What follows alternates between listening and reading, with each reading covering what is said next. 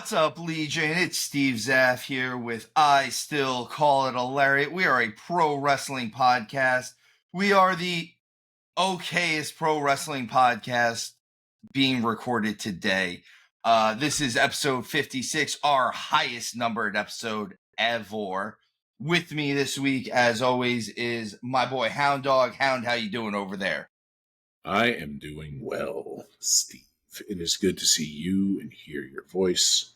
Happy to be back. Happy to chat a little bit amongst ourselves and have the Legion agree, disagree, facepalm, laugh at us, any of it. You know, it's as long as we're providing you with something, even if it's you screaming at your device you're listening through, being like, "You're an idiot." I'm okay with it. Or you staring at your device going, well, at least we're not those guys. I mean, Oof, my God. I'm grateful for everybody else on the planet who isn't us. Like David, he's got a leg up in the game. Congratulations, you won the genetic lottery. Yeah, you're less of a genetic oops than we are. Oh, man. So real quick, for the Legion, first of all, we are doing great stuff. A lot of people are joining and subscribing our YouTube channel. Folks, please, if anyone is listening to us, anyone is watching us, any of that, please hit the like, hit the subscribe, hit the follow button, all of that.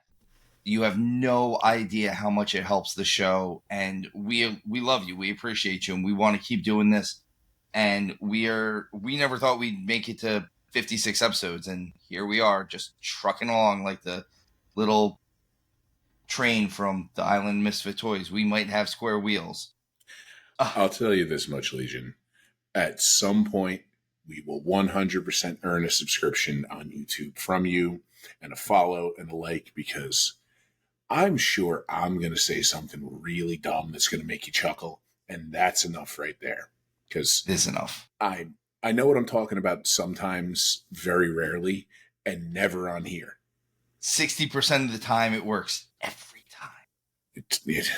What's that even mean? It's provocative. Gets the people going. I don't know what to do with my hands. The other thing I want to let the Legion know, I keep saying it on the shows, going into the Christmas season, though we have a lot of stuff being released this week, starting with the week of Christmas, we will be releasing a little bit of a lighter schedule. We will probably we might honestly just get the preview and the review out for World's End, and then lead directly into Wrestle Kingdom and Wrestle Dynasty. We'll probably touch base a little bit on Ring of Honor Final Battle a little bit, just because there's a couple big matches and they're in the Hammerstein, and there's a lot of drama, as the kids say, circulating around it. It's becoming a dramedy, a drama comedy, if you will. I will. I was taking in the word dramedy, and then you've known me for long enough, so then immediately I was like, oh, like a dromedary camel. And then I started thinking about a camel. So forgive me, now I'm picturing a camel. Yes, perfect.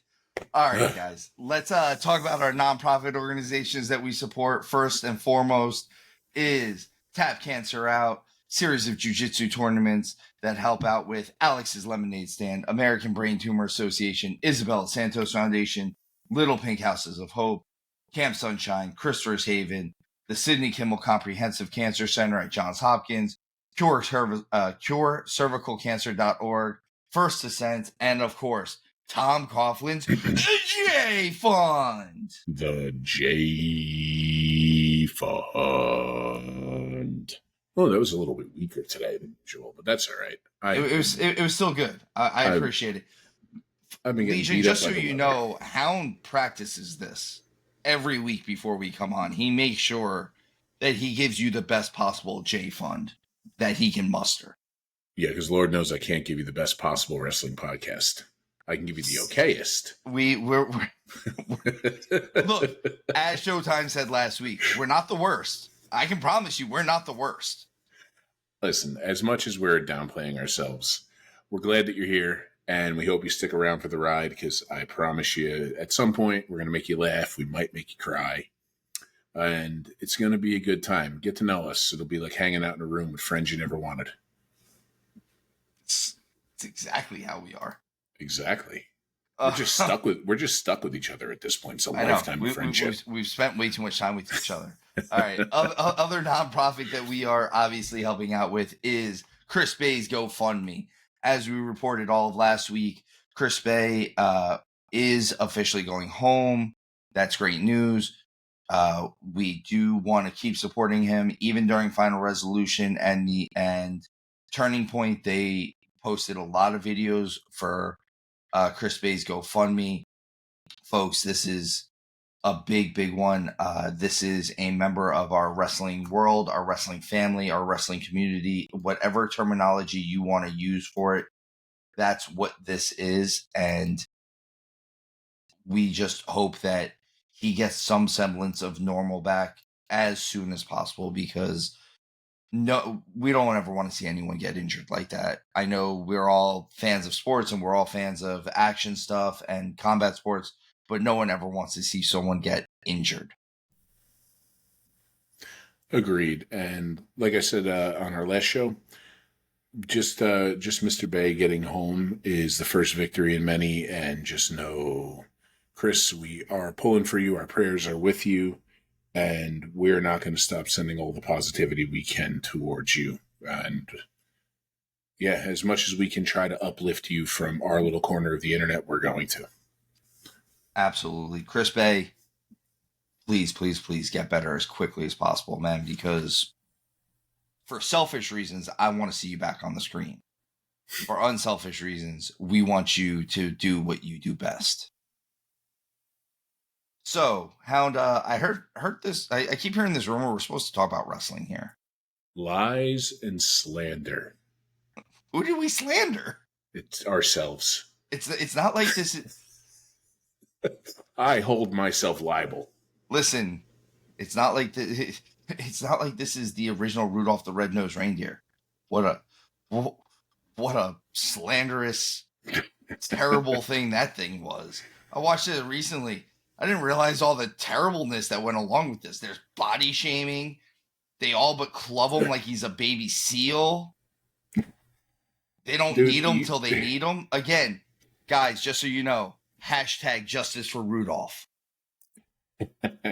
I mean, I want you to really think about what we came up with, man. Like, really go back and look at Looney Tunes. Like, I'm not going to go down my Foghorn Leghorn rant, which you've heard, which is actually hilarious. But think about that. I mean, dude, we hit our 20s with South Park. There's a reason why we don't get offended by anything. And if anyone saw our group chats, to jail. Like, immediately. Right to jail. Do not pass $200. Do not collect go. Exactly. But yeah, there's a reason why we don't get bothered by any of it. Like, I'm a big dude. If somebody calls me fat, and I'm like, yeah, you know, Twinkies and willpower. I got a love for one and a lack of the other. Like, what are you gonna do? Like, oh man, I watched Rudolph the other day, and I'm going, this is happening. I like jumped up out of my chair at one point. Like the Bumble grabs a piece of the mountain and just clubs Rudolph with it. Again, like he's a baby seal. I mean, it doesn't mean we don't understand that the world has changed around us and we do our best to cobble our way through each day, but it also doesn't change the fact that, bruh, we're from the 80s. Like, I was, and that movie's from even before that. Like, I look at my daughter and her contemporaries, and I'm like, I remember when I was younger than you, I would just get locked out of the house, and they were like, go somewhere. No water, no food, figure it out. Yeah, come back when the street lamps are on. Those were the best times. But enough of that. We kind of went down nostalgia lane there, but folks, nostalgia lane. Let's talk some wrestling, huh? Let's talk about new wrestling. First off, we're going to talk about NXT. They're in the Performance Center. The show opens with a Julia in-ring promo. Needless to say, this promo gets interrupted by Roxanne. I think that this feud or that this program that they're running is going to have Roxanne probably lose the belt and get traded up to. Honestly, I think she's going to get traded up to SmackDown. Or I'm sorry, I think she's going to get traded up to whatever show Bailey is specifically on. Interesting. So I said it was either this the last show we recorded or the one before. If they don't pull the trigger on Julia now, I don't think they ever will. And if they don't, that means Julia. If they do that, I could see Julia being a part of Raw 1 on Netflix, and she does have star power. I will give her credit. While her promos are never going to be super strong, English is a second and third language for her. I think it's a third. I think she speaks Italian and Japanese. I believe so, yeah. And the fact that she went out there with the confidence she had, and you could tell that there was not fear behind speaking there. It's good to see, because while she mastered her craft over in Japan, it is a different world over here. And I was really, really worried that she was going to be one of those who just kind of got left behind, because the writing was on the wall a little bit there for a little bit. I was like, ooh, it's not going the way it could. And I think Stephanie Vaquer has all the star power in the world written all over her. And while Julia does too, it wasn't connecting, and she's starting to. So if they're going to pull the trigger on it, great, because I would love to see a Stephanie Julia NXT style feud for that championship. But if not, honestly, I'd be shocked if they have Roxanne hold on to the belt, because she needs to be up on the main roster in front of the larger crowds, in front of all of that. And she's too damn good to just be kept down in NXT now. So this is my reasoning for thinking that she's going to lose the title, and during this transfer window, she's going to get called up. They did an interview, article recently with Bailey. That's why I'm using this one as the example. Bailey said that at WrestleMania, one of her dream matches now is to work Roxanne, because she's that good and it'll be that easy to work with her. That is high praise. That's what I'm saying. And I think if they're going to do it, they might not be able to build it to this year's Mania, but realistically, if they have her lose at the beginning of January, that's enough time to start building Bailey versus Roxanne for Mania, even if it's just an opening match on one of the nights. So, yeah, because you definitely don't need any kind of hardware involved with that.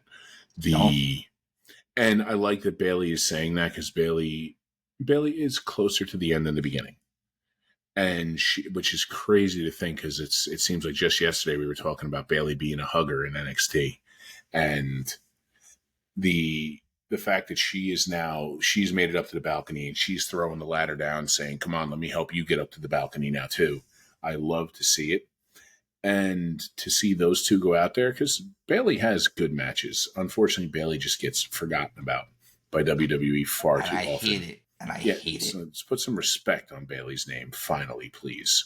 But yeah, her and Roxanne, I like that. And I could see it even taking another full year. Like this Mania season, I could see Roxanne not even being in some kind of, here you go, you're on Mania in, X, Y, and Z together, triple threat or 6-person tag team. But giving Roxanne a chance to get her feet wet and let the crowd really connect with her, because I think she's going to get the crowd to hate her quick. She's real good at it. And Bailey can always get sympathy babyface heat. So just needs to give people hugs again. I would not mind seeing hugging Bailey come back. I just want Bailey to hug me one time. Tell him Willow. Willow would understand. Maybe. I mean, they both seem like they give good hugs. I want to believe that. I really do. It comforts me at night. During this segment, we see that Cora Jade comes out and reveals that she jumped Stephanie Vaquer. I like that she like just full on admits it. Kelani comes out to save the day. Later, this sets up the tag team match with Kelani Jordan and Julia versus Roxanne and Cora. I'm gonna ask you this just before we get talking about the match later. Are they? I mean, is Cora Jade being relegated to just Roxanne's sidekick at least until Roxanne leaves or gets called up? Because it feels a little bit like that, and it could just be until she gets comfortable again too. I think this is a safe way to keep her involved.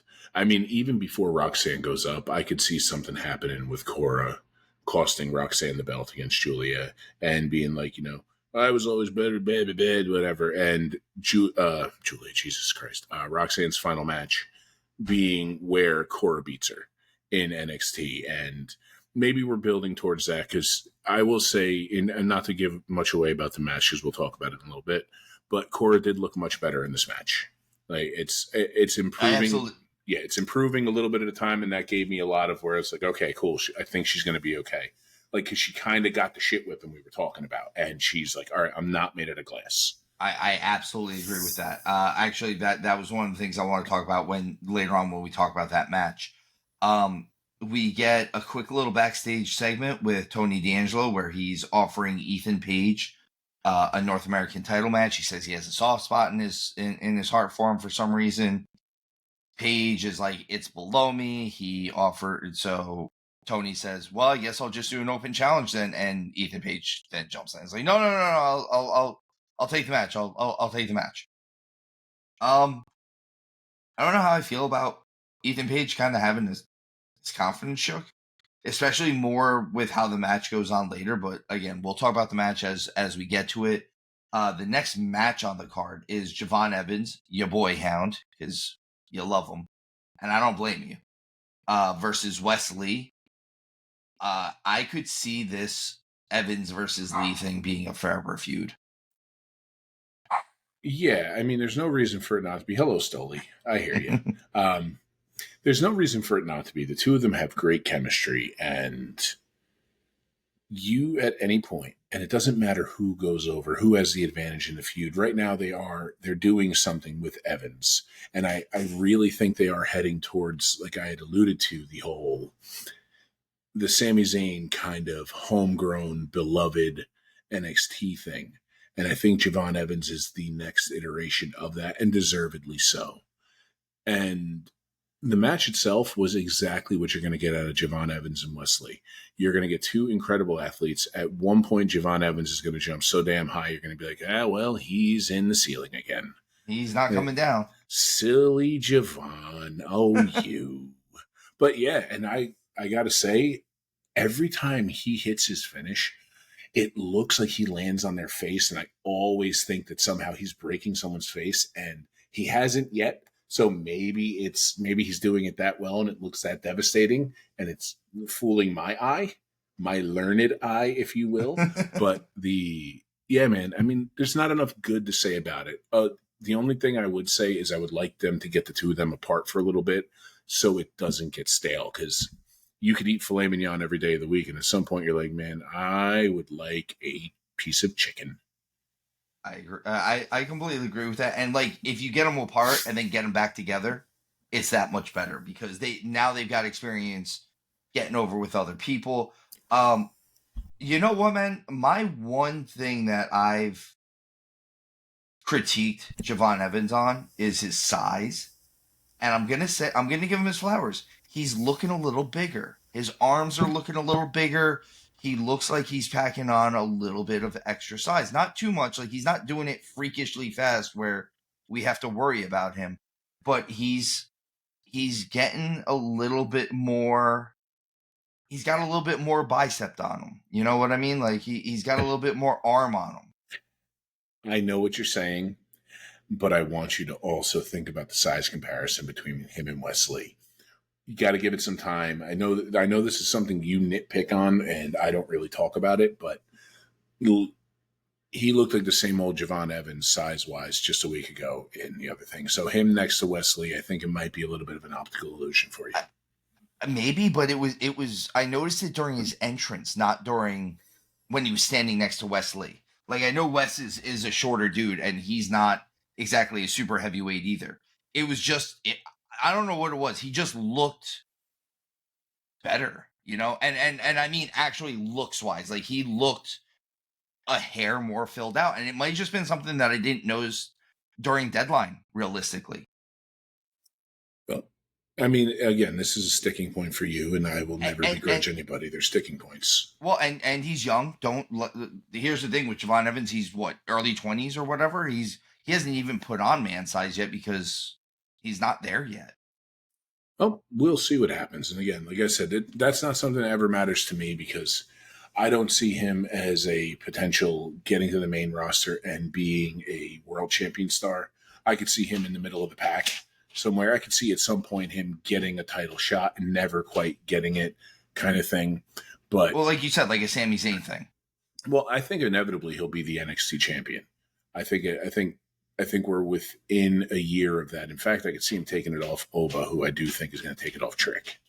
But we'll cross all of those bridges and canals when we get to them. I will say this. I agree with you with how good these two guys are. Let's start. We definitely need to start putting some respect on both of these guys' names. And Evans double jump. So I'm going to ask you, is it a double jump twisting splash that he does as a finish? Or is it a diving headbutt? Because it kind of, like you said, it looks like he lands on his face. So I'm thinking it might actually supposed to be a headbutt. I don't know if I use proper grammar there either. I'm sorry.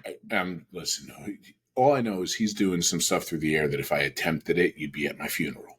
So it's incredible. But I thought it was where he was essentially doing almost like a faux moonsault with a corkscrew splash. Almost like he did like a Phoenix splash without Phoenix splashing it. And yeah, I mean, if it is some twisting corkscrew headbutt, that is some insane belief in yourself because that has real bad written all over it. Yeah, like because you have to aim not just your body, just your head part in the right area. There's got to be some precision there. Yeah, and again, I'm not sure. I want to lean towards it's the splash thing, and I think he's just over jumping it still because he doesn't. I think he's still not quite used to just how much float he gets because he gets up in that Montez Ford altitude of float. So we'll see. As he says it himself, he does not realize how bouncy he is. I could refer to myself as bouncy. It's ridiculous. I'm more thuddy. This match was really good. Again, par for the course with these two guys. The next match, we get Hank and Tank versus Tyson DuPont and Tyreek Igwa. I believe that's how we say his name. They are two of the NIL athletes. They're both of these are two big powerhouse teams. Both of them come from major athletic, I think, football backgrounds. Hank was an O lineman. I know that. And Tank, I believe, played like DN for Northwestern. And then Tyson and Tyreek, I'm not sure what their actual background is, but I know they have stated that they are D1 athletes of some sort. This was a fun match. It wasn't bad. You see a little bit of the inexperience on all four of these guys, but that's just something that needs to be ironed out realistically. My only thing is for Tyson and Tyreek, I would change their gear up. I understand the idea of the jeans and the Tims. I'm not saying that that's bad. The problem is you have another tag team in NXT that is basically wearing the same stuff in OTM. And it's it's one of those, WWE is usually better about not keeping similar gimmicks right next to each other like that. So I'm actually glad that you're seeing somebody like that, because, and I love the fact that you're seeing the inexperience, because that's what this is supposed to be. That is what And this is supposed to be. We should be able to have metrics that we can measure growth wise, because it's hard to measure, for especially for the casual fan, because it's going to be you and I doing stuff like that, where we're talking back about this person's debut on X date and Y year versus here they are now 5 years later, and talking about the subtle difference in the way a lariat was thrown, the way a punch was thrown, all this stuff. So even somebody there not truly gimmicked up super well when it comes to the ring gear, I'm okay with, because I like to see the transition. So I see where you're getting at. Definitely very similar to OTM, but I'm almost glad that it's there, because hopefully, I don't think we'll see those guys on TV again for at least another 2 weeks, but when we see them next time, maybe it's subtly different as you're watching somebody find themselves into this. So it's a cool process, at least for me. And like I said, a lot of and it's not a critique. It's these guys, all four of these guys are inexperienced. They've all come into this business fairly recently. Hank and Tank are maybe a year into this. And the other two guys, I think, are a couple months at most. So what we see from them, like you said, you and I are going to be the ones looking at the metrics of this. Yeah. Of how Tyson and Tyreek a year from now are nowhere near what they were today. And that's exciting, because again, all four of these guys have those things, the intangibles that you can't teach. The unadulterated athleticism, the size, the look. They get the crowd aspect of it. Hank and Tank are gonna, honestly, they're my new bushwhackers as far as I'm concerned. I got a little vibe from them too, a little bit looking at them, and I think you'll see where I'm going, but a little heavy machinery. Heavy machinery. Yeah, they've got old Otis vibes to them, or new Otis vibes. I don't know. Otis vibes. You can't miss with Otis vibes. Otis, if you will. I will not. But yeah, like I said, this was a fun match. It was a good, fun match that didn't go too long. Like it hit the time limit on there, which was good. Because you don't need them to go super, super long on here with these four guys, especially with four guys that are the powerhouses that they are. Yeah, 7 minutes and then get to the back and enjoy nice catering. Yeah, exactly. So I want to do that. Can we go 7 minutes and get in the back and enjoy nice catering? I mean, yeah, maybe. I don't know what show's booking us. I think catering by that point is going to be a VFW hot dog, but yeah. I don't know what the 7 minutes are that we're doing something of, but I just want the catering afterwards. My entrance is 6 minutes and 31 seconds. We got this. It'll be like 7 seconds in. I'll be like, I'm sucking wind. Let's go home, but it'll be all right. Hound gets a 6 minute intro, and I take a Lariat, and it's done. No, I would never squash you out. I would never stand for it. No, you're going to lay on top of me for the pin. Well, yeah, I mean, I wouldn't be standing. Like, you'd be like, hey, help, let me up. And I'd be like, no, hey, it just sucks to be you, bud. Why do I feel like both my co-hosts are just going to beat me at one point? I'm just going to be in a ring getting double-crossed. Well, we can't double-cross you. We've told you for 20-plus years this was coming. So long as Showtime doesn't light me on fire at this point. I won't let him do that. You know there's lines. I am a father, and this is where our lines are all right. I'm getting us back on track. We were never off track. We're fine. We're fine. We're good. All right, we get a Obafemi promo. Um, Oba is looking like he's becoming more comfortable on the mic. I like that. Um, Trick Williams comes down to basically stare. It looks like he's just there to stare down Obafemi, which leads to Eddie Thorpe interrupting the whole thing and claiming that Obafemi is the one that attacked him and that he's never been hit that hard. I like Obafemi's line in this. Thank you for the compliment, but it wasn't me. Yeah. So I have a couple of takeaways from this.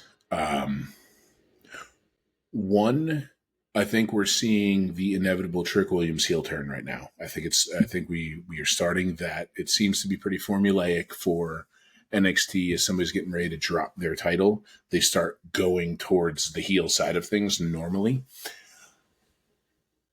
Oba is getting more confident, but he's doing the thing that Trick Williams is still doing. He's not letting syllables breathe. So if it was you and I, and you were in there, and you were like, "Well, I'm gonna tell you this, Hound," and da da da da da, and it's like the second your last syllable came out, and I'm immediately speaking, Oba hasn't picked up on that yet. He really is a little bit. Now he's saying the right words. Like the only reason there was a whoop that trick error is because I allowed it. I'll take that title when I chose to easily. Like that's great, but I wish we have to get his cadence to slow down a little bit. Like if I were to liken it to playing the drums or something like that, most things are done in counts of 4, but you can up the tempo of it to where a count of 8 is still a count of 4. He was speaking in an 8 when he needed to slow it back down to a 4 there, and allow those moments to breathe a little bit and let the organic stuff there. Yeah, the Eddie Thorpe thing. Okay, yeah, Trick Williams punched him in the face. Trick Williams is a bully. Eddie Thorpe is tiny, so he's gotten jumped from behind by Obafemi and then punched in the face by a Philadelphia Eagle. Like it's not a good week I, for Eddie Thorpe. I my thing with Eddie Thorpe too for this during this segment is that like all of this is kind of leading to Eddie pissing Trick off enough to grant him a title shot, and I think this needed to happen. You and I spoke a little bit about this before the show because it really feels like Trick is losing steam. He doesn't have the same connection today. Like even if you look when he comes out, like it's not the whoop that Trick was almost like the crowd is conditioned to say it, but they almost didn't look like they were into saying it. Yeah, I think you're hitting the nail on the head there. So I want you to think about some of the movements, if you will, and like Kofi Mania, the Yes chants, all of that they were organic with a groundswell. Even the whoop that trick was very organic. I mean, hell, it even made it onto. There was a whoop that trick chant, like I think it was like the Raw after Mania, maybe 2 years ago. Trick had hit the right momentum there, and I don't want to point the finger solely at him because he is still young in the business, but you can tell that he definitely missed the wave. And I also point the finger at the folks in the back because he should have been paired with folks that could have elevated him more. He should have been around. Like I use the Miz for example. Like he should have been put through looking like a fool on the microphone by the Miz a couple times until the Miz is in the back. He's like, "Hey, do this, do this, do this, and trust me, you're going to make me look silly," kind of thing. I think they missed the boat with him, and I really hope I'm wrong because the guy does have everything you're looking for. He's big. He's in incredible shape. He looks like he's carved out of stone.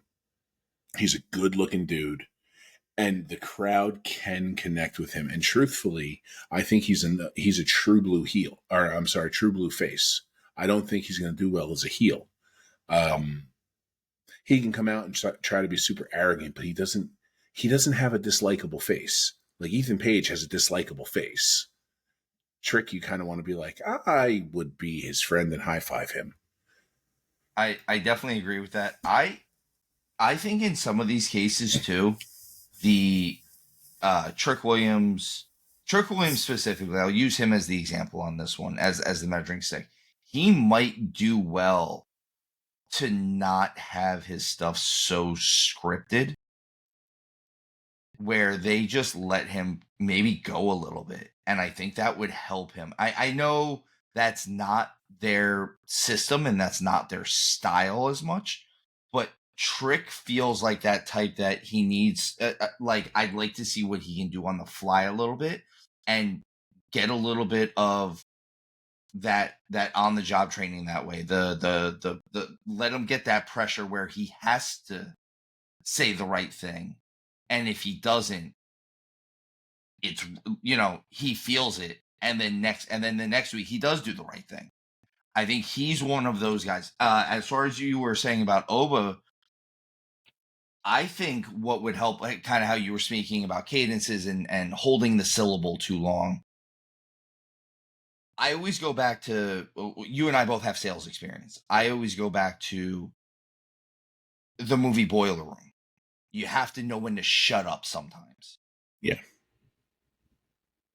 Agreed. And so I see what you're saying a lot about the Trick Williams thing there. And Oba, again, he's going to get that over time. Oba has it. You can tell he's excited. That's really all it was, is you can see his excitement. Exactly. But the Trick thing, in a weird way, I almost hope that these relationships they're talking about with other overseas companies happen. I wouldn't mind Trick going away for a couple months and getting put through the ringer in like Japan or Mexico and being pushed out of his comfort zone work-wise, because even his matches are becoming Roman Reigns, John Cena formulaic, because he has the shot to become Roman Reigns, John Cena big. He really does. But the guys from No Quarter Catch Crew, what is his name? Not the deaf guy, not Miles. Tavion Heights. Tavion Heights. He went and just did some time in Japan and came back a different animal. Yeah, and absolutely. Trick kind of needs something like that. He almost needs to get in there with folks from our generation who, while Trick may be bigger, stronger, faster, everything else, he needs someone to get in there and kind of grind him to dust a little bit. And like, I'm not trying to get him hurt, anything like that. He almost needs to get stretched just a little, not to hurt him, but to show him that he's going to be okay. And I think you know where I'm going with it. He needs like a Big Brother style ass whooping a little bit in the ring, just a little bit. And I think it'll give him the confidence needed. I think really that's what it is. He kind of needs to be put in some situations where, because he has been the shiny toy for a little while right now, and I really think somebody's got to toss him in the mud, and it'll be good for him. Exactly. Yeah, he's definitely Buzz Lightyear right now. Yeah. Let's move on. The next thing that we have is Fatal Influence, consisting of JC Jane and Jasmine Nix versus Gigi Dolan and Tatum Paxley. I like that the beginning of this match was Gigi Dolan finally kind of getting a chance to show how good she is in the ring. I feel like the entirety of the time that she's been in NXT, she hasn't really gotten that opportunity to like shine as a wrestler. And she got a little bit of that in this match, and I'm really happy about that. I thought Tatum was really impressive. I think Tatum Paxley has been impressing me for the last couple of weeks, ever since we saw that finisher that she does. And that was a good enough reason for you and I to kind of perk up our eyebrows a little bit and be like, oh, this is interesting. And she's kind of just kept being interesting since that. We get the Fatal Influence ends up getting the win on this one after Fallon Henley interferes, which again, par for the course for heels. Good job, guys. You're keeping the wrestling math working the right way. And then the heels proceed to beat down on the baby faces until the returning Shotzi Blackheart comes out and evens the odds. which also works in perfectly with these other two girls. Shotzi fits perfectly with them, and she needed to be back in NXT. There's nothing wrong with being somebody who needs to be in NXT, but the reception she got, it's good for her. And I'm glad that Shotzi had her main roster run the way it was, and she was in War Games and all this other stuff, because she showed to herself she can go, but she needs some more time. And I think this is perfect. It definitely was perfect. And I like Shotzi. Actually all of the women involved in this. I know I'm not the hugest fan of JC Jane, but I don't think she's bad by any means. I think I'm just not she's not my cup of tea. But I also understand where she works on this roster, especially in this group and everything like that. Okay. No. I was more thinking. It's just my thinking face. You're good. Yeah. But yeah, I think I think this is a good 6-person feud that we've got going on here. And it's going to be nice to see how this eventually evolves with the baby faces trying to go after the women's North American title, I think. Yeah. And we were mentioning that there definitely needs to be a group to deal with Fatal Influence. I didn't have to ask that time. There it is. Growth. But that's called evolution, folks. That was a wrestling stable. How dare you? And we're back to being cavemen. But it's the right fit too, because the Fatal Influence's whole thing is they believe they're the hottest chicks in the room, and then they're dealing with the 3 alt chicks who, you know, they're getting all the attention from the boys, and the cheerleaders here just can't seem to understand why. Why are the boys so interested in the green hair and the tattoos? I'm not going to go down that rabbit hole as to why. But go on, Hound. Go on. No, listen, I'm going to let you do this one. No, I listen. I think I'm letting that moment breathe. Unlike Obafemi, I'm going to allow this to breathe right now. Before it burns down. No, not at all. Listen, I say enough dumb shit about myself on here already. I don't need people being like, oh, makes sense now. Not that I've ever had a crazy relationship with somebody covered in tattoos and hair that looked like it got its ass whooped by an Easter basket. That's never once happened to me in my life. And it's never ended badly. Never once has it ended badly, because it's never happened. Obviously.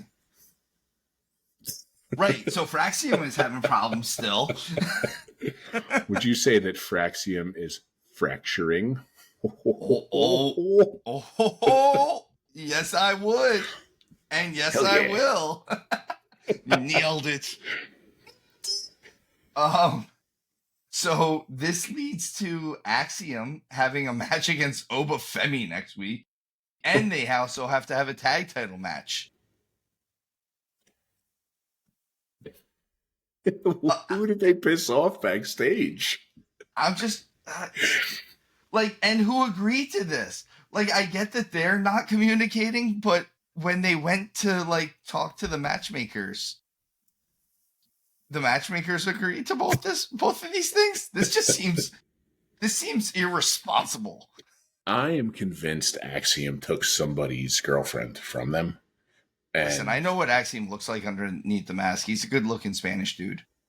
Well, he's probably taken one of the guys in the truck's girlfriend out for a nice seafood dinner and then never called her again. And now they're paying the consequences. And now this is where we're and at. Poor Nathan Frazier out there being a lunatic, just getting his ass whooped because Axiom happens to be all suave and Spanish. Ooh, frigate! You know what? Axiom, you're on my list now too. Keep it up, and you're going to get the Takeshita treatment. Oh, is he?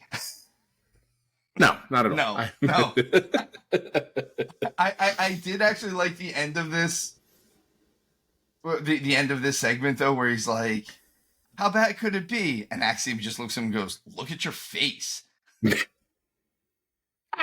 It's like us. You just got a snort out of me. Oh, man. All right. We get our North American title match between Tony D'Angelo and All Ego Ethan Page. I want Ethan Page to win this match going into this. I know it's an old school gimmick, but I would have had him win this title, because it's the title he doesn't want. And we're old enough to remember when Shane Douglas did this with the ECW television title, and he didn't want the title, but he also refused to lose because he's not going to lose, so he can't get so he can't get rid of the title, and then eventually you become synonymous with the title. It would have fit Ethan Page's character perfectly, because at all times his ego would be getting checked by the fact that he's a champion, just not the champion he wants to be. And truthfully, I could see Ethan Page. I don't see Ethan Page as a world champion on the main roster. I see him as somebody who holds the IC belt X amount of times, US belt X amount of times, kind of things like that. Ethan Page should have won that title. It would have been good because he has kind of just been taking L's a lot. And I think it would have been good. It doesn't mean he had to hold that belt for long. But it really, I think, or even having him win, or having him lose by disqualification, getting caught doing something dastardly, I think would have done more, because him getting pinned and getting pinned cleanly and getting pinned decisively, I think that did more harm than good for him right now. Exactly. And I think we've gone far enough now where it would be okay if Tony D'Angelo lost this title. Yeah, there's no reason why he couldn't get it back. And it's not like, oh, the Tony D'Angelo experiment failed, let's get it off him, because it hasn't. It's good.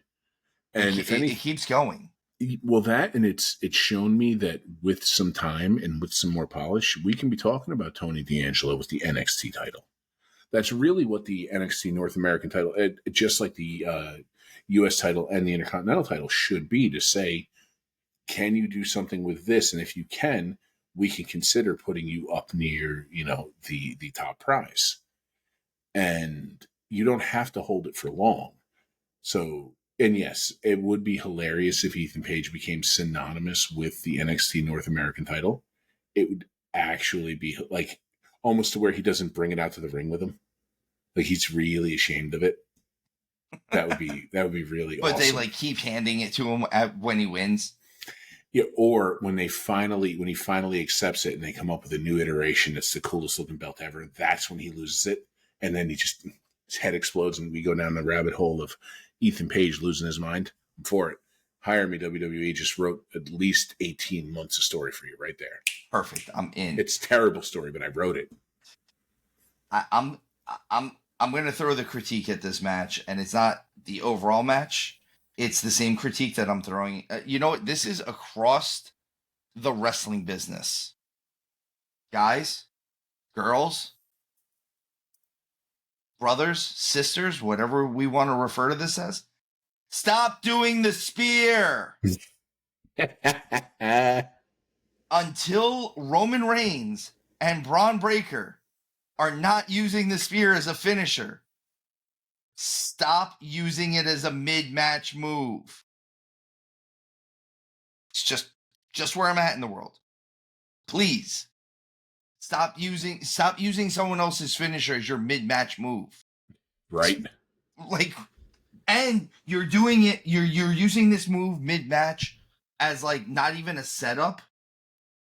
And the two people in your company that are doing it are arguably one is arguably your biggest star.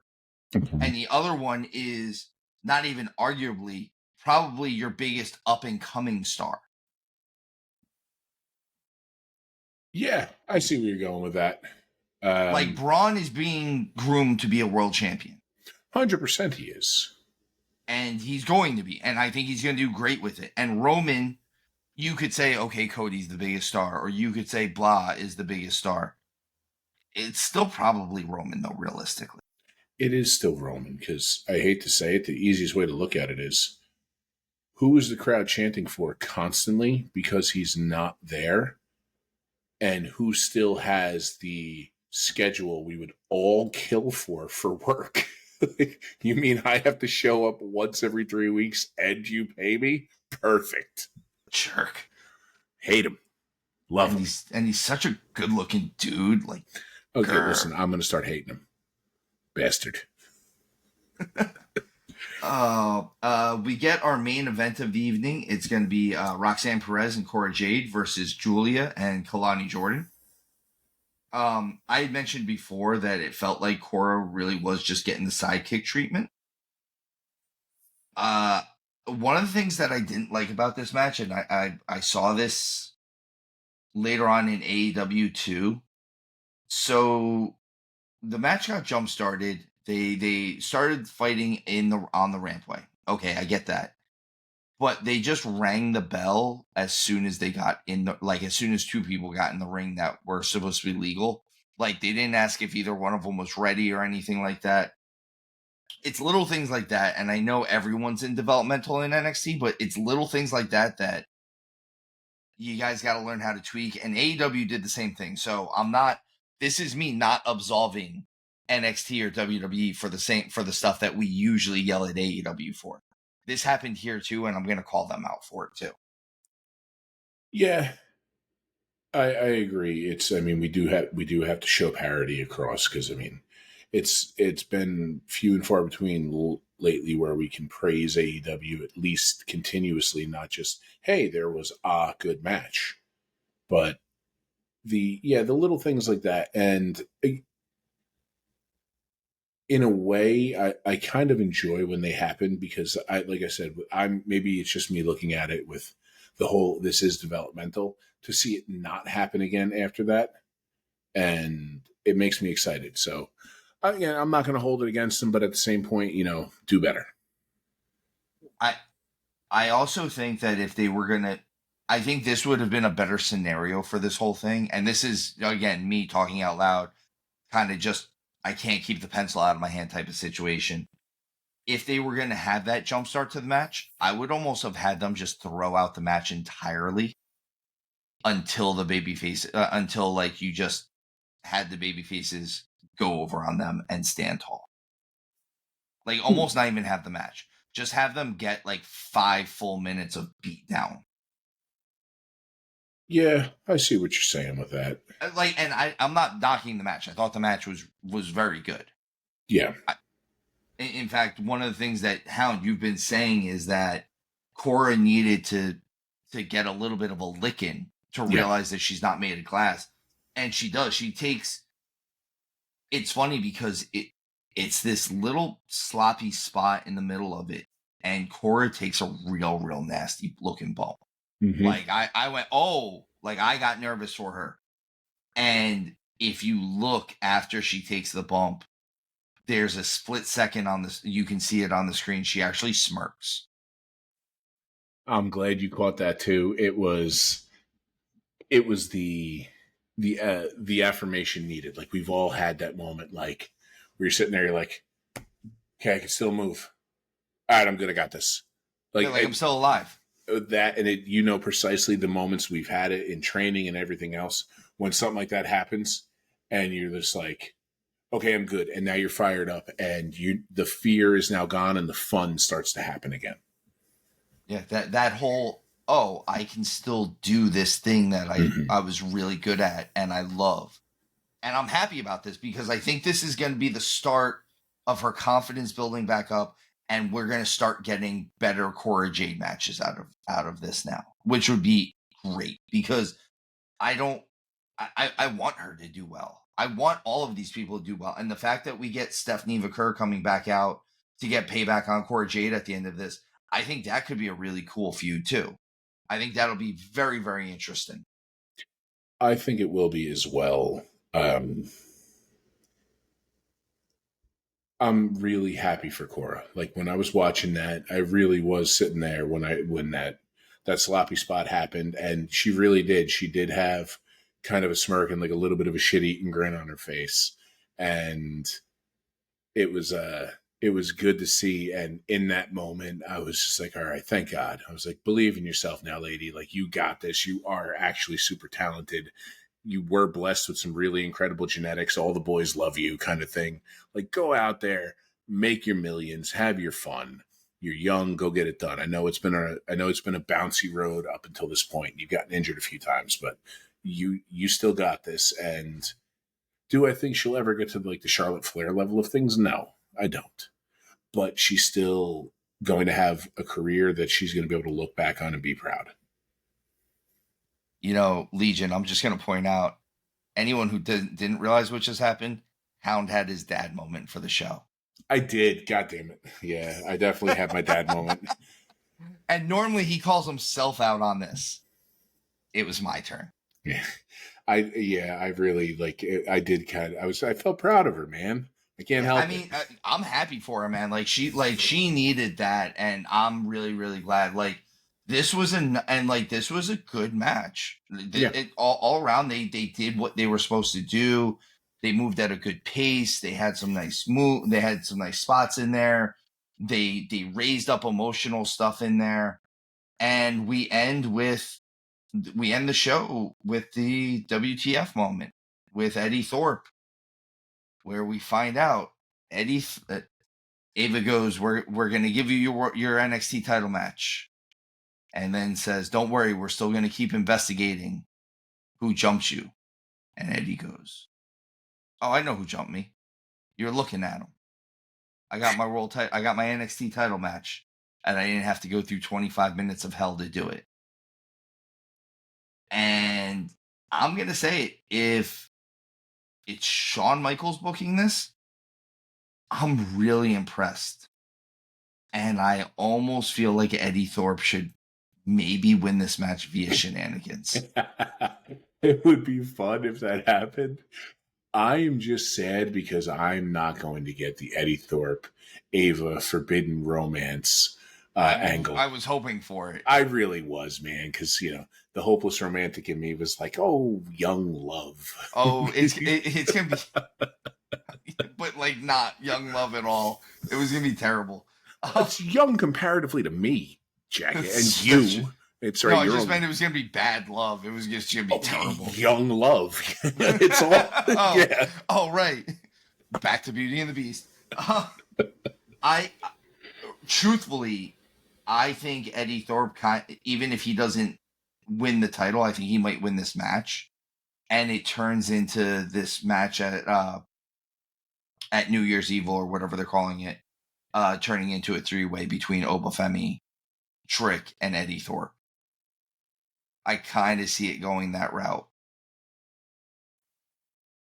Yeah, I mean, maybe. I hope they don't, because if you do that, taking the belt off Trick, you're really trying to protect him there. And I don't think it's a bad thing, because Trick already lost the title once without being pinned.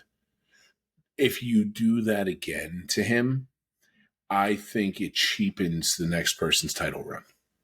And it just makes him look like it just makes it look like you're trying to protect him too much. I agree.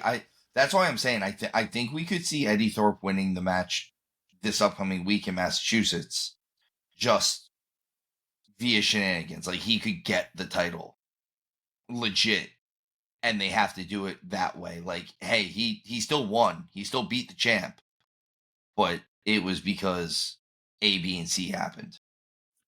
Yeah, which, I mean, it would be really unexpected. It'd be kind of cool. I mean, I'm here for it. I would like something super unexpected right now, because things have been formulaic. And Legion, anybody out there who listens to our prediction shows, there's kind of a running thing at this point where I'm going to, at some point, pick one or two contrarian things, just so that way there's a little bit of chaos, and if something happens. But I would like to see some of that actually unfold. So, let's talk about some more chaos, man. We got AEW Dynamite and the opening match. Hey, breathe. Woosah. I will not rant this week. Liar. The show starts off with the the Mox death riding world of terribleness. So we get Jon Moxley and Pac versus Switchblade Jay White and Orange Cassidy. And hey, here's a big shock. The match starts with a jump start. Yeah. Obviously. There's no I made sure to listen to this because I didn't hear it, and there's no bell. And they go and they fight outside in this garbage, stupid Moxley fight because Mox, obviously, for 2 full minutes.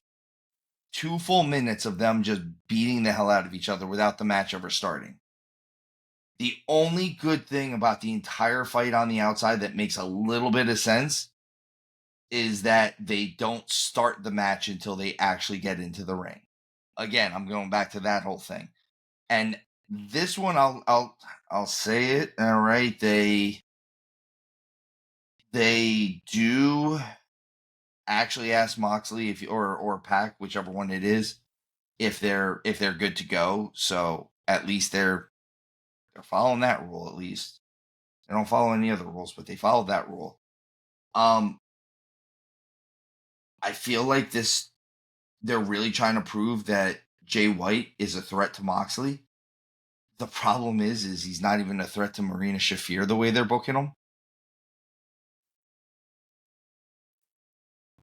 Okay. You're going after the world title and the female bodyguard is choking you out, hugging you out, really. Okay. I'm not going to rant. But Namaste. I'm going to say this. I'm kind of going to put it to bed like this.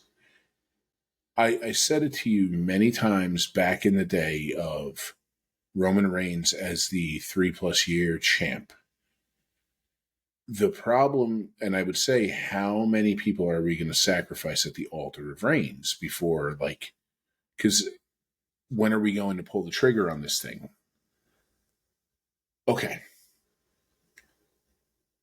AEW has a very small amount of people that can be legitimate contenders for that title. Because to get to that title, to get to Moxley, who, let's face it, as much as he pisses both of us off, the dude can go in the ring and he can make stuff look vicious, and he does play a good vicious character.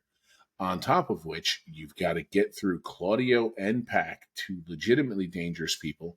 And then at some point, I'm sure Wheeler Yuta's square wheels are going to make him just fall down. So I'm not worried about him. And then Marina Shafir, she's just going to, at some point yell at a ring post because she's an idiot. But I love that you're stopping yourself from going on a rant right now. Like I am.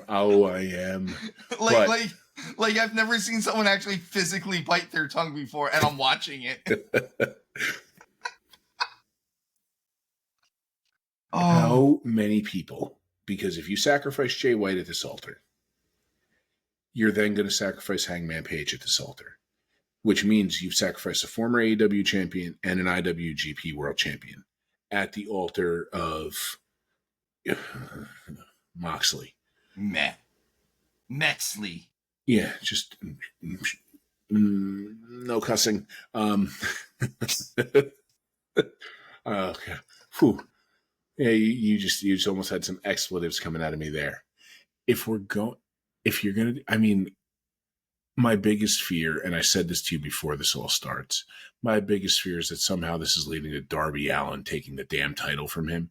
And if that is the way this goes, if it is not someone in House of Black, if it is not Bobby Lashley putting Jon Moxley in a damn hurt lock and ripping his shoulders apart, because I don't want any actual injuries for anybody, but maybe ding him up a little bit and let him go home and think about what he did for at least 3 weeks.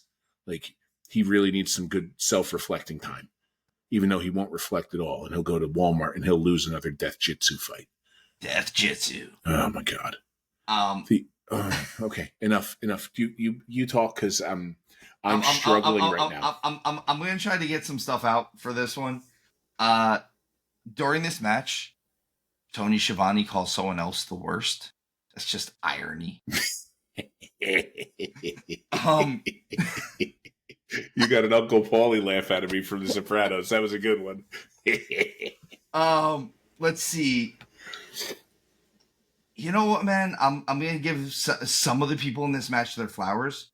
Jay White and Pac are so damn good. Like 100 so damn good. Like I would watch Jay White versus Pac 10 out of 10 times. Yeah. And like it even like they do at one point, because I know Jay White hits that dragon screw a lot. He likes that dragon screw. I mean, he spent a lot of time in Japan. That's a staple there. And he always hits it really good, but Pac does a great job of taking the move to make it look even nastier than it normally does. The match ends up getting broken up because Hangman Page comes out, and it ends with all the baby faces beating themselves up, basically. Like all the people we're supposed to be cheering for just beat the crap out of each other, which leads to Mox and his group beating the crap out of them. So I see what they were going for there. And it's one of those things where the unlikely trio, their timing is off and everything else and da da da da da. I see what they're going for.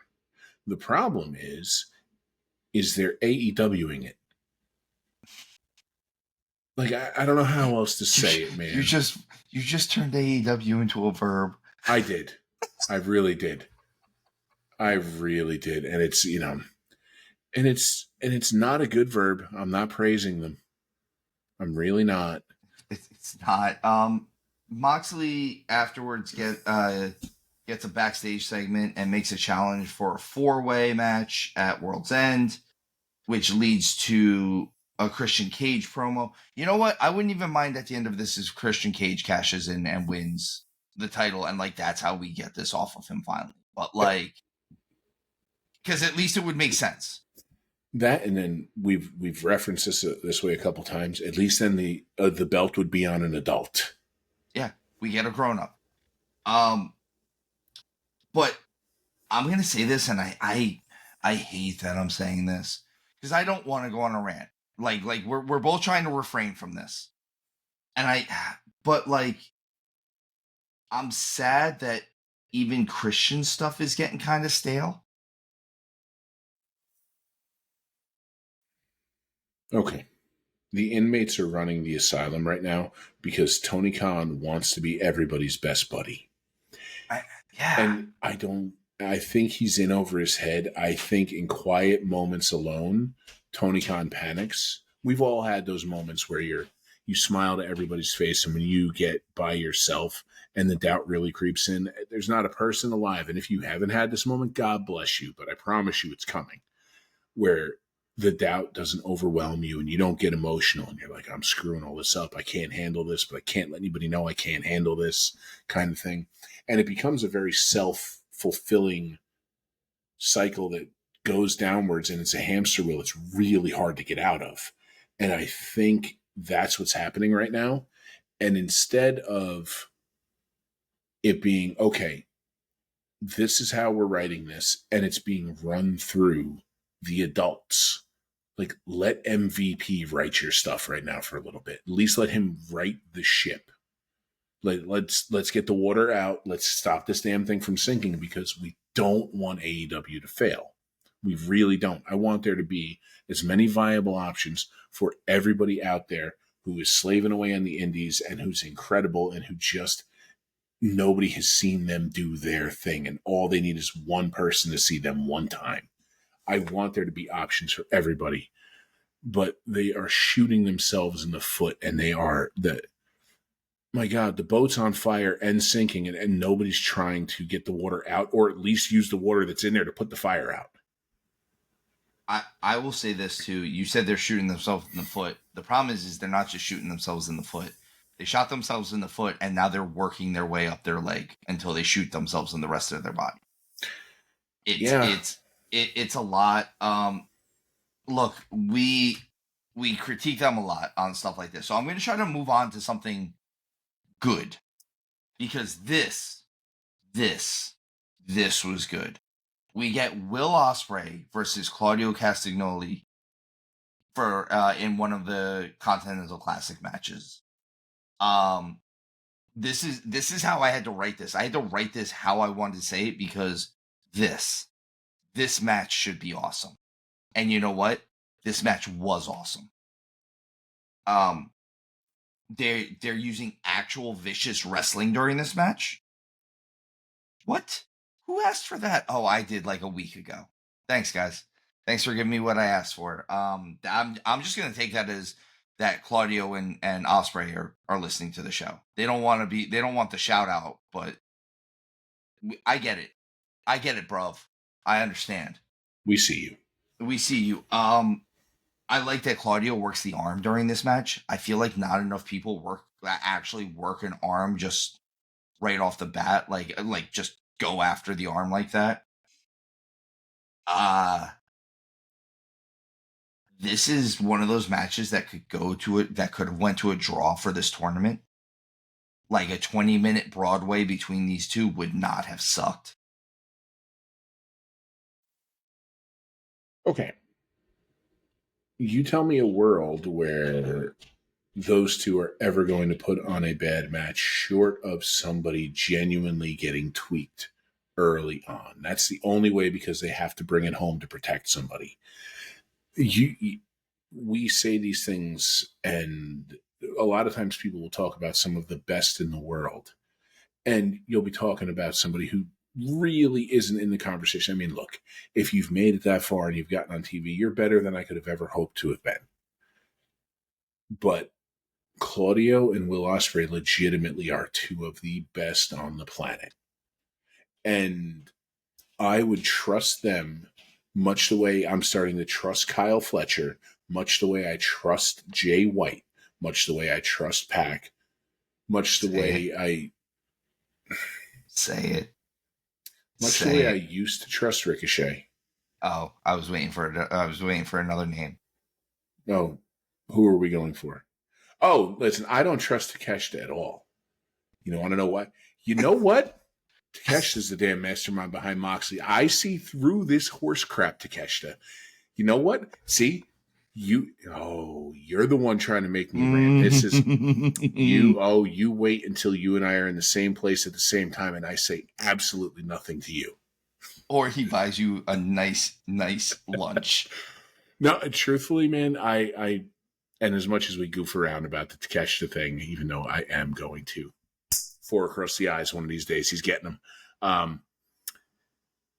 I really wouldn't mind seeing Takeshita somehow get mixed up with the Moxley thing. Because at least then, when Moxley tries to do Death Jitsu, Takeshita will just kick him in his stupid head. He's just going to hit him. Awesome. Yeah, just hit him. Like, it's as much as, I was a merciful, benevolent God, and I allowed Takeshita and Powerhouse Hobbs to do their thing without me getting involved. And now I've seen through Takeshita's crap. No more mercy. Coming for you. I love Takeshita so much. And we've got our new 5 o'clock post. Thanks, guys. Thanks for tuning in. You were baiting it out of me. I was just like, because I really wasn't even thinking about it. And I was like, oh, right. I was like, oh, right. I pretend hate Takeshita. Here it comes. I actually really like the end of this match. I know I said a draw wouldn't suck, but the way Ospreay gets the quick twisting roll up is really nice. I hate the fact that it seemed like it's just going to lead to more Darby versus Claudio story. But they seem to be just pushing down the Darby rabbit hole.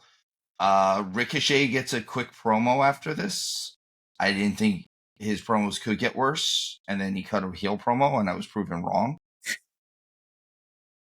So there's that. Another good thing. We get Adam Cole, baby, versus Kyle O'Reilly. in a really good wrestling match, and I am going to give Adam Cole some flowers here. Adam Cole is starting to tighten up in every way imaginable in the wrestling business. His matches are looking tighter. And again, it's hard to have a bad match with Kyle O'Reilly. So I'm going to pull back a little bit. But you can visibly see that he's starting to get more confidence, and he is becoming re-obsessed with his health, and he looks better than he has since he's returned. He both aesthetically, body wise, and on his face, he looks better. I think Adam Cole needed to go home, and he needed it for a while, because as much as he had the whole run in WWE where Vince was saying, "I could see you more as a manager," and we kind of were like, "Yeah, I mean, he might not have been wrong," and everything else. If you really look at it, Adam Cole has kind of been a road warrior for a long, long, long time. And that dude didn't really ever get injured, or he had gotten so many little dings along the way that finally just the damn engine fell out of the car. I think he needed that time. Like, it was him blowing his ankle to pieces was almost a blessing in disguise, because it allowed him to get necessary surgeries and things get fixed. And whatever was going on in his personal life, because I remember him saying he was having really bad vertigo. And anybody who's ever had vertigo, that is scary. And especially if you're out there in the ring and you get a vertigo, like a spell of that, good Lord, I thank God it never happened to me, but I could imagine a no more terrifying scenario than trying to do some move coming off the top rope and vertigo kicks in. Good Lord, that would be terrifying. So I say this, if you go back, it's really hard to find a bad Adam Cole match. Like, granted, he wrestles a certain style. He wrestles a Young Bucks style. So you do need somebody who's willing to kind of Young Bucks it a little bit and PWG it with him a little. But even if you get someone out of it, I mean, think back to him and Drew McIntyre in NXT. Fantastic together. I mean, Cole and O'Reilly have been wrestling each other across 3 factions. Always good. You're hard pressed to have him have a really, really hard time with somebody in there. And we just talked about Ricochet. Think back to his match with Ricochet in NXT. Good Lord. So I'm glad for it, and I'm hoping they finally just put this damn MJF storyline to bed. Well, we got one more match out of this whole thing, and that's going to be at the pay-per-view. Cole gets the win in this. I almost feel like they're going to put the MJF storyline part of it to bed a little bit, and they're going to end up moving on with Cole and Adam Cole and Kyle O'Reilly, just furthering whatever this not feud thing is that they got going on. The next thing we get is an actual Darby Allin sit down segment. Hound, I let you go off. This is my turn. I'm going to start with the good part of this, and that's Darby actually does a decent segment here. He has some great moments, and I know he's not our cup of tea. We say that often. But I also see why people are drawn to him. He has a certain it factor, which that's going to be the niceness I say of this. I haven't gone down this rabbit hole in a few weeks. I've made one joke tonight about it already. Tony Schiavone is the actual worst. This is where I'm going to go with this. Tony Schiavone has been involved in the wrestling business for 40 effing years. Legitimately, 40 years. He got into the wrestling business 1 year after I was born. His career has spanned over 5 different decades, and in all that time, he has still not become a wrestling guy. This is an issue. This is where I'm saying Tony Schiavone is the worst. I'm actually saying he's worse than Excalibur, and I don't like Excalibur. If I could, I would have Nigel McGuinness talk by himself every AEW show because I think it would be better. But the fact of the matter is every time Tony Schiavone picks up that microphone or puts on a headset, nothing of quality comes out of it for the match, for the segment, for whatever they're doing. And he looks miserable while he's doing it. I don't know if I said anything wrong here. I don't think I went on too terrible of a rant compared to what I've done in the past. So I will leave your feud with Tony Schiavone to you, and I will just simply say I agree and leave it like with that where it comes. I'm not going to go down the rabbit hole of why I think he's terrible. I think you've summed it up. Okay, Let's Darby get on. Allin. Darby Allin. Before we move on away from this, I don't remember the line he said, but it was something about, I want to say it was like he was tired of hurting himself. And then he proceeds to punch himself in the face till he bleeds. And I wanted to put my head through the wall because at that point it would have hurt less than to continue to watch AEW. That's why Darby Allin cannot have the world title because he is a child. And I'm not disagreeing with you on that one. I don't think Darby deserves to be the world champion. I don't think he should be the world champion. I'm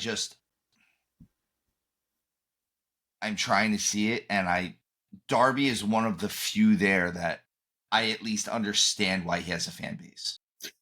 It's not hard to see why he has a fan base. That's what I'm saying. Is he has a look, he has a gimmick, he has all this stuff.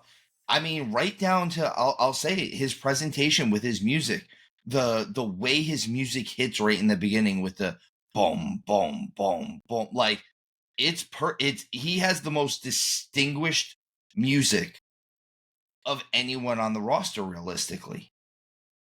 Like you can when Darby's music hits, Darby Allin is coming out. Where I'll go on to the next segment, the next match, which is Ricochet versus Brody King.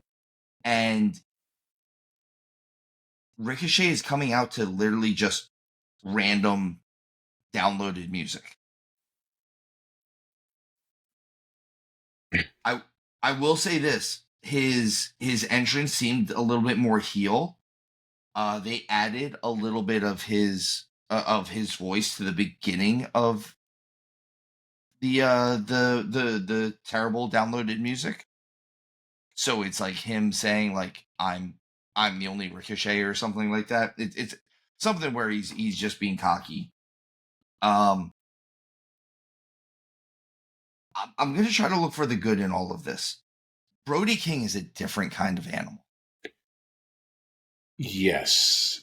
They had arguably my favorite spot I've seen in a long time occurred in this match. Was it Ricochet going for a shooting star press where Brody King caught him by the throat while on his back? It just was like, no. And I was like, thank you. I was like, that is wonderful, and it fits for who he is. And Ricochet, God bless him, the face he put on when he did that. One thing, as much as we've gotten on Ricochet, facial expressions while things are happening to him in the ring are arguably the best in the business right now, because right then that was genuine terror. It was so good. So I'm going to agree with you and disagree with you at the same time. I agree that his facial expressions are right dead on. He needs to stop making noises to go along with it. I understand he's trying to like work character work into his stuff, but the problem is he's like, this match didn't need comedy, like actual comedy, and he tried to add like actual comedy into it. Yeah, I see what you're saying, and I can't think of enough spots where things like that happened where I heard Ricochet doing a sound, and maybe it is something he does too much and I just never noticed it. It's one of those where if this is a one-off, okay, I'll let it go. You got to try things sometimes, and if that didn't land, so be it. You just don't do it again. So Yeah, that's why. But maybe he's been doing it all along, and I've just never picked up on it. It's just this match. It was this match, and I think I'm hoping it was a one-off. Like I hope, literally, I hope MVP comes over and is like, "Hey, like don't do that, man. Like that did not hit right because it wasn't much different than, oh, why are you kicking me? Like it was that. It was. I hate to say it, but it was like it was indie humor. Yeah, I see what you're saying there. And I enjoy the humorous facial expressions. So that's why I'm saying, like, what you're saying is right. Like, yes, he took it a little bit too far. And I'm not blaming him for trying to do something more than what he's been doing. Like, good for you. This just didn't hit, and I feel like this is something that needs to be that part of it needs to be taken out of his repertoire. Yeah. Well, but we'll push forward with the match and stuff. I mean, the match kind of followed the format I thought it was going to follow the whole way through. I like the end. I actually like the ending. I like that there needed to be some form of, not even cheating shenanigans, but there needed to be something that happened for Brody King to lose. I don't know what Ricochet's calling it, but I know he had to do it a couple times. And that makes sense to because it does look vicious what he's doing. And Brody King needing to, I think it was two, might have been three of them. Two. Well, three over the course of the match. But how it started though was Ricochet drops him on the exposed turnbuckle twice. Right. Yeah, oh yeah, that's right. Then he hits him with that. I think he calls it the kill shot. I think that's what he calls it. It's whatever he calls it, but it does. It looked good, and Brody King truly is a monster. And oh my goodness, I really hope that they get some special stuff for Brody King, because for everybody in House of Black, because they're just so damn good. They're all so good. And Brody King is one of those guys who has, when I say he's a different animal, when I first was hearing about Brody King and I hadn't really seen his matches, I didn't get it at first. Yeah. And now I get it. And now I'm seeing he has it. I kind of how I said I understand why Darby has a fan base. I totally understand why Brody King has a fan base too. Yeah, Brody he's something special, and I really hope he does not get forever forgotten about in his career, because unfortunately he is one of those guys who, for one reason or another, could end up getting passed over his whole career, and that would be a crying shame. It's John Hader. He's like John Hader. I can see that. Or Huber, excuse me. Oh, Brody Lee. Yeah. Yeah. I honestly, I could see Brody King, because we've been saying we've said this for a little while, and we haven't touched on any of the Ring of Honor stuff going on because, well, retirement title, retired over the hill title. Brody King would not be retired in over the hill, and I could see Brody King doing great things with the Ring of Honor title. Yeah, that's a really good fit for him. It's a really good fit for him, and especially with his history with Ring of Honor and with what Ring of Honor has been in the past, I think Brody King would make a really good Ring of Honor world champion. He really would, and if Ring of Honor is going to do something, he's kind of a good flag bearer for it. He's got a look. Even the House of Black in general being there would be, I think it might be good for them. Yeah, because put them in a position where they can dominate for a little while, because they need that. Oh man, we finally get to our main event of the evening of Dynamite, at least, and it's going to be Mariah May versus Mina Shirakawa for the AEW Women's World Title. Here's a big shock: AEW Dynamite has overrun time. It's not even a shock anymore; they just always have overrun time. I'm going to say this: the overrun isn't helping their ratings, so you should probably stop doing it. Just a thought. There's this. I feel like I wanted to like this match more than I did because I normally like these two ladies, and I just wasn't as into this match as I thought I was. I think the thing that took me off out of it was right in the beginning. They did that figure four leg lock spot where they rolled to the outside and both of them looked like they were almost about to break their kneecaps. And Yeah, I almost think that spot took me out of the match a little bit. The this Thunder Rosa in the front row gimmick with the signs. I'm gonna say it like this, and I wanted to actually bring this up specifically. That's why I had it written on my notes. Hound, this is not my thing. Is this working for you? it's not. It's Okay, I really did want to know because like do you understand what's going on with it? Like that's my thing is that's why I wanted to ask you is you and I usually see eye to eye, but every so often you veer off a little bit from what I like. so I think I get what they're trying to do there. And uh you know, this isn't the right way to describe it, and I haven't really been able to put into a sentence that makes sense. Like I know what I want to say, and it's just not going to come out right. But it's almost it's kind of carny-ish to me. And I think you know where I'm going with that. And Thunder Rosa should not be lumped in with any kind of carny crap. Neither should Mariah May. Neither should Mina Shirakawa. And it's. I think a lot of it too is just AEW doesn't have a lot of goodwill right now. So even if they are doing something, and maybe if the ship hadn't really been on fire and sinking simultaneously for so long right now, something like that, we'd be looking at it with a little bit more optimistic and hopeful eyes. So, and for all we know, there could be some like really good reasoning behind it where if it was put in front of us on paper, we're like, oh, that makes a lot of sense. Right now, unfortunately, we are both kind of colored so bitter towards them that it's hard to see good. Like, don't get me wrong, out there right now, there are people who are watching this and who are watching AEW and are in love with every second of it. But I go back to that whole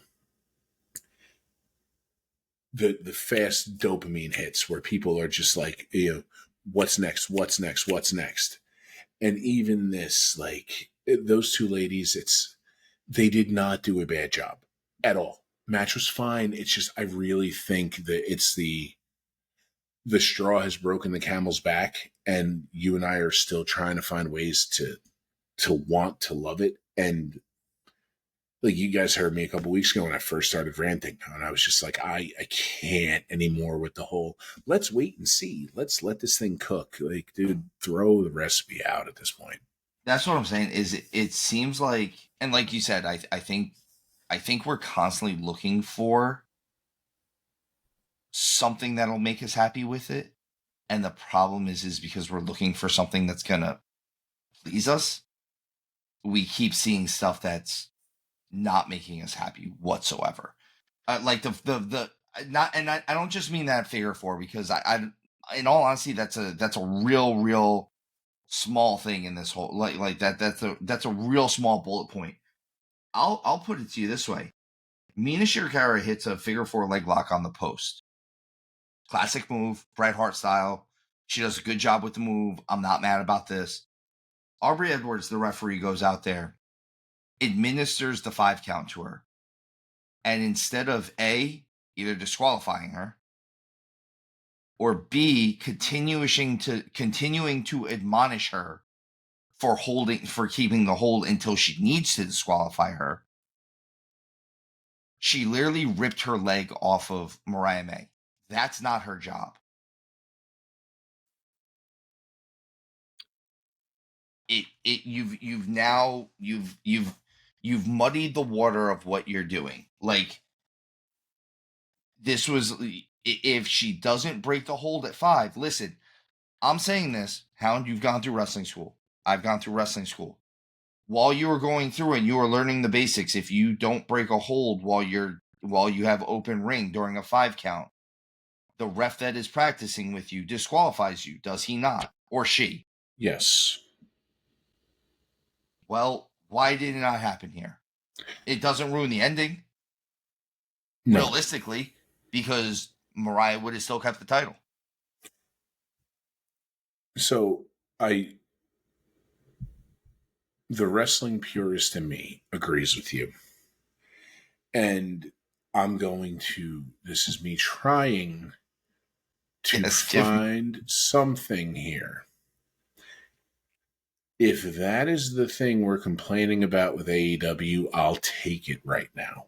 Okay. Yeah, well, let's go with that one. Like, it's okay, the ref's an idiot on top of the wrestlers being an idiot, on top of the owner being an idiot, on top of the titles being ugly, on top of Takeshita being there, even though he's a shining bright spot. But screw you, Takeshita.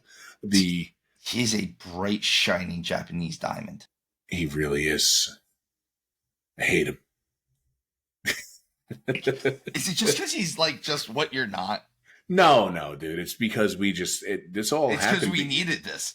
Well, it's all because you happened to say, like, what would happen if he, that Lariat with you. I was like, well, I'll no sell it because I was trying to be funny. And then you said something else. I mean, I'm sure I'd bump against my will. Okay? Like, I'm sure it would happen. I mean, he does have that big arm, man. Like, that is, like, he's a big dude. Okay, well, not when he's standing next to me. Then that's he's just true. Average at best. Which you are, Takeshita. Average at best. I'm kidding. You're actually phenomenal. I really hope you guys meet one day and like it just turns into a hug. I think if he ever heard all of this and heard everything in context, based on some of the funny spots I've seen him in, I think he would laugh hysterically. I think he would film a wonderful segment and I would take the big boot. I think it would be great. Or we have something where we're talking and he just appears behind me and chokes me out. Like that would be like Undertaker style. That would be perfect. Boneyard match. Like he's just there. It would be wonderful. And then I think afterwards he'd be like, "You're my favorite human," and I'd be like, "You're my favorite human." We just become best friends. Let's go. Let's go eat some food. Exactly. But yeah, so look, Mariah May, Mina Shirakawa, they did what they were going to do. And this is where, and I'm kind of pressing forward with this because obviously Mariah May won, is keeping the title. The returning Toni Storm should have been a big deal. Should have been a much bigger deal than it was. And here's the thing. This is actually something I'm a little bit excited for. So Toni Storm came out looking like original Toni Storm, like, Storm Zero, if you will. And I was like, that's interesting, because Timeless Toni Storm was truly like almost one of the best characters I've seen in a long, long time. Like, I would put Timeless Toni Storm up there with cult leader Bray Wyatt. Like, at least for me. Some people might say for me, like, it's like William Regal being top 10 for me. That's my thing, kind of thing. I'm interested to see, because clearly she is a broken version of herself who does not know that Timeless Toni Storm was a thing. She has gone back in time. Less. Yeah, it's weird. And because it's weird and it's different, okay, I'm intrigued enough to want to know what you're going to do. Well, and I think Toni Storm pulls it off great. Well, Toni Storm is just a fantastic human, and I hope one day to give her a high five. High five. All right. So that was Dynamite. We're going to blow through Collision of it because it was kind of just a series of matches. It really was. Much storytelling to it. So we get Jamie Hayter versus your girl Willow Nightingale. This makes Hound happy. This is quite a bit of thick hips and smiles. I'm just saying. My literal note is Hound is swooning. How dare you be correct? How dare I? How dare you? How dare you know me? How dare I use my 30-year relationship with you to know what's going on? To know every pitfall I have fallen into every time I fall into it, and will again. So the winner of this is going to go into a 4-way match at the Wrestle Dynasty pay-per-view on January 5th in the Tokyo Dome. It's going to be a representative of AEW, a representative of Ring of Honor, which is going to be Athena from Ring of Honor, a representative from CMLL, and a representative from, I believe it's technically going to be Stardom, so New Japan. Which I kind of like. It's a great idea. I like that. I like that all of them wrestled on their own programs to get the spot to here. Now that I know what it is, I actually like this. This is cool, really cool. This was interesting. I like that these are two like powerhouses of the women's division. It made the match physical and hard hitting. I'm not surprised I like this match. I like Willow matches and I like Jamie Hayter matches. Willow wins this match cleanly, which is good because I want the winner of whoever's going into this dynasty match for the Dynasty Cup to have gotten in there clean. And then after the match, after everything is said and done, we get Julia Hart jumping Jamie Hayter, which also was a really cool return. So that's the little bit of storytelling that we got out of Collision. That, and there was one, actually two visuals that were really good for that were good for the women's division. The Willow walking away smiling and having the blood in her teeth, because her and Jamie Hayter really did go after it. Like as much as Willow's my pro wrestling crush, she's phenomenal. And when she gets out there and you get another woman who can go with her and be a bruiser, like I would really like to see Willow and Jordan Grace tangle. Yeah. That would be fun. Oh, That'd be fun. Yeah. Or even her and what's her name? Masha Slamovich. Masha Slamovich. Yes. I'm sorry. I'm Masha's winning me over from watching a lot of this TNA stuff, man. I didn't know how good she was until I found out how good she was. Exactly. But so there was that, and then the visual of Julia Hart coming back, but I don't know if it was the camera angle, whatever it was, when she had Jamie Hayter locked up for, I believe it was like a DDT she hit her with. The look on her face and the smirk and the smile she gave was, I don't know how they pulled it off. It was endearing and kind of terrifying simultaneously. And it maybe kudos to the cameraman, maybe kudos to everybody involved. I'm not sure, but there were two really good visual takeaways from that. Julia Hart's character work is phenomenal. Yes. Like I'm actually happy she's back because she does really good character stuff. Her matches are good. Her character is great. The next match is one of the Continental Classic matches, and we get Okada versus the Beast Mortos. I love the fact that Okada calls Frank the bitch Mortos. Yes, I'm calling him Frank now too, because his name is Frank. Apparently, he's a lawyer. I try to tell everybody, and a lot of people wouldn't listen. This new Okada is a friggin' treasure. Like, the bitch Mortos. It's so good. This match is really good. I'm trying. I can't even go on because you're laughing too hard. Because you called him Frank the bitch. I can't wait till I see my employee named Frank tomorrow and I can be like, it's Frank the bitch. Are you a lawyer? No. I'm going to need one. When I go to HR again. Oh, man. I'm not surprised that this was a good match. It should have been. Also, I'm not surprised that Okada went over because he should have. Yeah. Unfortunately for Frank the bitch Mortos, I think the only reason he's in this tournament is to make everyone else look good. Look, man, he's getting paid. He's happy. Yeah, I mean, the bitch Mortos. I'm telling you, Okada's a trainee, dude. The middle finger spot. He called him Frank the bitch. It's so good. Tony Storm makes her long-awaited return to the ring. It's a squash match, as it should be. She's in there with a relative unknown. This girl, Shazza McKenzie, though, is really good. I've seen some of her work from before the pandemic, and then since her coming back, I looked into some of her stuff. She's really good, and she was perfect for this. She didn't go into business for herself, and that was really good.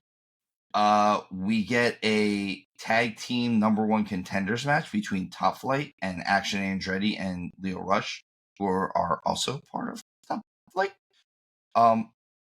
This match is exactly what I thought it would be. There's a lot of moves, and it's between two teams that no one really thinks about, but they're going after the tag team titles.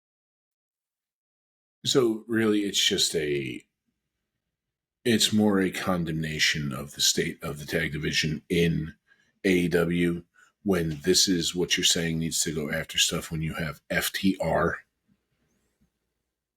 And as much as we don't like the middle-aged Bucks and they get on our nerves, they are damn good. Like, really, they are. I mean, if nothing else, they are, at least amongst this crowd and this audience, they are thought to be one of the best tag teams in the world, right? Like the diehard AEW people. Like, I'm not a Bucks guy. Yeah. For the record, though, I have never been a Bucks guy. So it's not like I'm just saying this because I'm hating on AEW. No, I've never been a Young Bucks fan. I've been an FTR guy since they've been the Revival. I've been an FTR guy since they were called the Mechanics. Yeah, you have been. Now then, there are other teams in this division that would work, and like I said, the Bucks work for this as well. Honestly, if we can get that stupid clipboard out of his hand, or the stupid contract out of his hand, I would not mind seeing Christian and Edge team back up and getting one more title run. It would be a nice bit of nostalgia. Look, we've got the Hardys holding the TNA World the tag team titles right now. I think it would be a nice nod, like, hey, Edge and Christian have the tag titles while the Hardys are also holding tag titles. I think that'd be kind of cool. Yeah, but is Adam Copeland even remotely close to not being broken in half? I think he is. I've heard he's back in ring training right now. Good for him. I'm happy for him. Leo Rush and Action Andretti win this. And this, by the way, guys, this is the match that they gave us at the top of the 9:00 hour. Just to give you a thought process on that one. We then get a 10-man tag team match between, let me count everyone down. Orange Cassidy, the Commander, the Outrunners, and Daniel Garcia versus MXM Collective and the Premier Athletes. And we're really just trying to get as many people on this show as possible right now. The baby faces are clearly going to win this match, which they do. Since the heels in this match, none of them have won a match in 2 months. At least. This whole thing was to make Orange Cassidy look strong at the end. That's really what this whole thing did. And it was Tony Khan justifying the people he pays. Being like, get out there. So, Hound, I'm going to try to end this show on a good mark. It's funny I said Mark because Mark's in this. But on a good subject, we get Kyle Fletcher versus Mark Briscoe in a Continental Classic match. And my God, do we get this match. Just, yeah. Thank you. So, we have been gushing about Kyle Fletcher for a while now. And I say it every time we bring up Mark Briscoe. I say the name Briscoe is to be spoken with reverence, and every time, rest in peace, Jay. You put Kyle Fletcher, who legitimately, like, I think he's only starting his ascent to what he will be. Which, to me, it's I think when you and I, when the front number of our age flips over again, and hopefully we're still doing this and still talking to each other and all this other stuff, I think we'll hear about the young kids coming up talking about, like, oh, have you seen Kyle Fletcher? Have you seen this? Like, it's interesting and it's cool to think about, like, for us, we had Hogan, we had Ultimate Warrior, Jake the Snake, all that. Whatever that is for the next generation coming up, Kyle Fletcher really might be one of those to them. And that's really awesome. And then you're in there with friggin' Mark Briscoe. I am convinced Mark Briscoe could have a good match with a can of soup. Didn't he do that once for Ring of Honor? I am certain there was a tag team called Can of Soup at some point. Oh, chicken over here. I love Mark Briscoe, and I'm never going to not love Mark Briscoe. And I love the Briscoe brothers, and I'm never going to not love the Briscoe brothers. And for the record, we all love Papa Briscoe. He's the best. What you doing wearing my shoes, boy? You smoking my cigar? It's just, did you go back and watch that one where they have I'm gonna cut you, and they really might have, because they had problems. Oh my god! This was again. I will not speak anything bad about this match because there's nothing bad to speak about this match. Mark Briscoe wins this match, which I like because it denies Fletcher clinching the division. And I thought that was a good way to keep this interesting. I don't know who came up with this idea, but this is not a Moxley idea. This involved good wrestling and interesting storytelling. Yes, it was honestly, if AEW would just be the wrestling promotion, we don't need them to try to tell some cheesy backstage stories. You can have an argument here, an argument there, and have some stuff build up, because I really don't want to touch on the final segment, but I will, just so that way we cover it. But Briscoe and Kyle Fletcher, man, I am so excited for your future. And Mark Briscoe, thank you for existing. What a time that I exist in the universe when Mark Briscoe exists. It's just proof that there's miracles, right? This is why we have faith in the Lord above. That and bacon. Proof that God loves you and wants you to be happy. Yeah, like I wish I invented the pig. Me too. God, think about all the delicious food you get from that. Pork roll, bacon, pork chops, ham. I live in Florida. People don't know what pork roll is. Taylor ham. Ugh. It's pork roll, goddammit. Oh, man. But it's, again, do you even want to go down how horrible the ending segment is? Nope. I don't. All right, because then that is where it ended. As far as I'm concerned, that was the closeout to Collision. That's been the week between NXT and AEW. Guys, just so you know, we will be releasing a review for Final Resolution for TNA. We will be releasing a review for Saturday night's main event for WWE. I think that's it until we have, World's End for AEW, in which case we will have a preview and a review for that. So even though we are on a bit of a lighter recording schedule, just know that we will be still putting out pretty much just as much content as we can muster. And with that said, folks, Hound, you want to say goodbye to the Legion, say goodbye to the peoples? Of course, Legion, thank you so much for giving us your most precious resource, your time, and spending it with us.